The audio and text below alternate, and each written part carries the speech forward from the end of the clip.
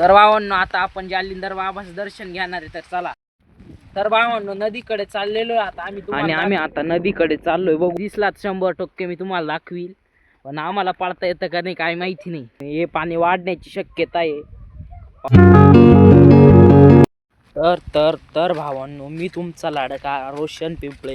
तर स्वागत आहे तुमचं आपल्या व्हिडिओमध्ये. तर भावांनो आजचा दिवस कसा आहे तर फुल पाऊस चालू आहे सकाळपासून तुम्ही बघू शकताय. तर चला बघू आज किती पाऊस होतोय काय होतोय. आणि नाशिक जिल्ह्यामध्ये रेड अलर्ट दिलेला आहे. आणि मी नाशिक जिल्ह्याच्या सिन्नर तालुक्यात जोगलटेंबी गावात राहतोय. तर आज रेड अलर्ट दिलेला आहे. बघू आज खूप पाऊस सांगितलेला आहे. तर बघू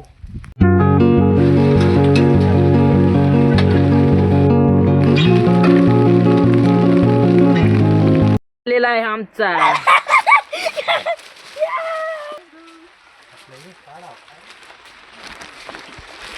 बरं आहे. चला रे आम्ही चाललो आता ट्रेकिंग करायला. छत्री आण रे. चला आता आम्ही चाललो ट्रेकिंग करायला.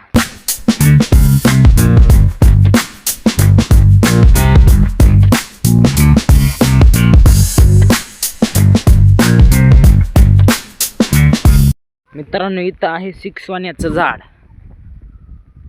बघू शकताय. आणि आम्ही आता नदीकडे चाललोय. बघू आता नदीला किती पाणी आलंय.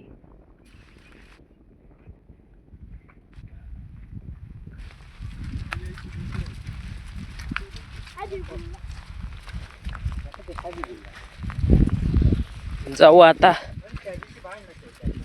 तर भावांनो हा आहे आमच्या नदीकडे जाण्याचा रस्ता. खूप खराब रस्ता आहे हा. आम्ही चाललोय चिखल तुडवीत हळूहळू.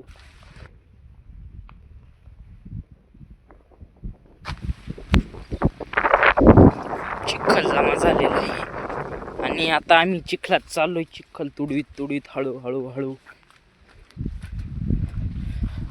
आणि भावांनो पाऊस खूप चालू आहे सकाळपासून. म्हणजे कंटिन्यू पाऊस चालू आहे.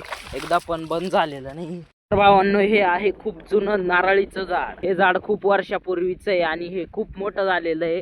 आणि हे कधीच पडलेलं नाही अजून. याला खूप वर्ष झालेली. आणि ते तिकूनचे दिसतात ते पण खूप वर्षाचे झाड आहे. आणि इथं आजूबाजूने सगळीकडे ऊस आहे. तर बघू शकताय तुम्ही. वाघ बिग दिसलात 100% मी तुम्हाला दाखवील. पण आम्हाला पाळता येतं का नाही काही माहिती नाही. ही बघा इकडं सोयाबीनची शेती.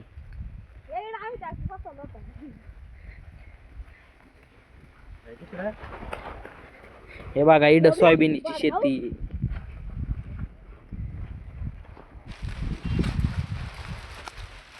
आपण मागच्या वेळेस आलो होतो आणि या सोयाबीन मध्ये पूर्ण पाणी तुंबलेलं होतं.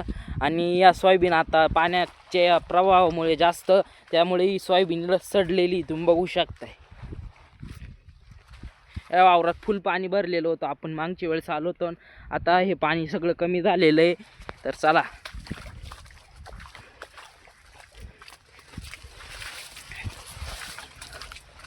म्हणजे सोयाबीन पूर्णपणे कामातून गेलेली आणि पाणी पण कमी झालेलं आहे.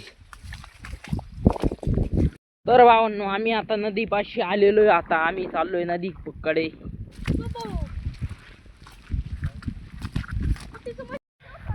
तर भावांनो आपण मागच्या वेळेस आलेलो होतो तेव्हा ना इथपर्यंत पाणी आलेलं होतं. इथपर्यंत या निंबापर्यंत.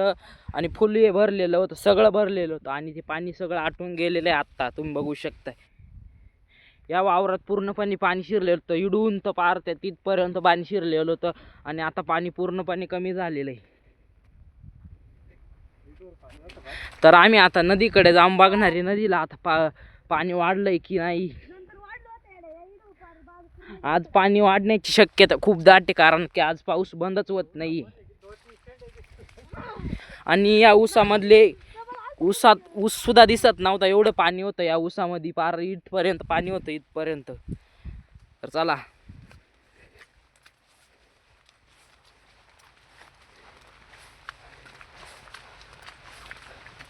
आज पण पाणी वाढण्याची शक्यता आहे, कारण की 2 दिवस रेड अलर्ट दिलेला आहे. खूप पाऊस येणार आहे. बघा इथपर्यंत पार पाणी आलेलं होतं.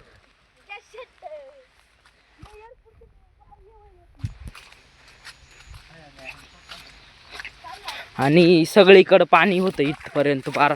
तुम्हाला मी त्या दिवशी तुम्ही तो ब्लॉग बघितला असेल, नसेल तर आयडिओ आपल्या चॅनलवर जाऊन चेक करा. पार इथपर्यंत पाणी आलेलं होतं. हे वावरसुद्धा पाण्याने भरलेलं होतं आणि इथपर्यंत पाल फुल पाणी भरलेलं होतं. तर बघा भावांनो, इथपर्यंत पाणी आलेलं होतं त्या दिवशी. आणि जालिंदर बघा भावांनो, नदीला आता एवढंच पाणी आहे आणि हे पाणी वाढण्याची शक्यता आहे.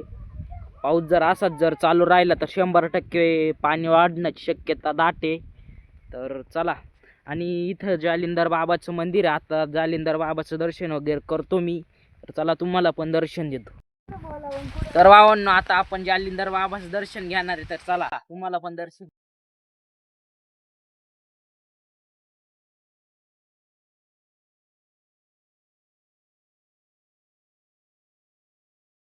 तर भावांनो, आता आपण जालिंदर बाबाचं दर्शन घेतलेलं आहे. तर चला जाऊ नदीकडे.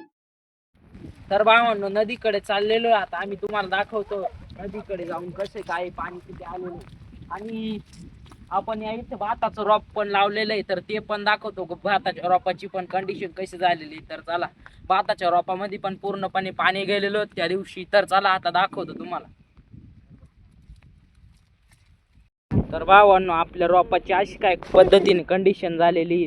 रोपावर पूर्णपणे चिखल बसलेलं आहे, कारण की इथे पूर्णपणे पाणी तुंबलेलं होतं. त्यामुळे रोपाची कंडिशन थोडी खराबच झालेली आहे. आता त्याला आम्हाला औषध मारावं लागेल, तेव्हा ती कंडिशन थोडी चांगली होणार आहे. आणि रोप थोडंसं पिवळं पण. तर भावांनो, आता आम्ही चाललोय घरी.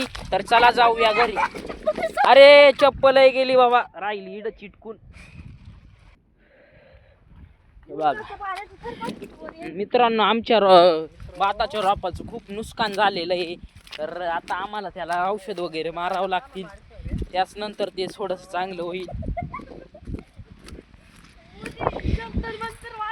ते रोप एकदम नदीच्या काढाला आहे, त्यामुळे त्याच्यात पाणी शिरतंय. एवढं जरी पाणी वाढलं तरी त्याच्यात पाणी शिरतंय. त्यामुळे ते रोप खराब झालेलं आहे. तर भावांनो, आता त्याला औषध वगैरे आपण मारू आणि चांगलं होतंय की नाही बघू.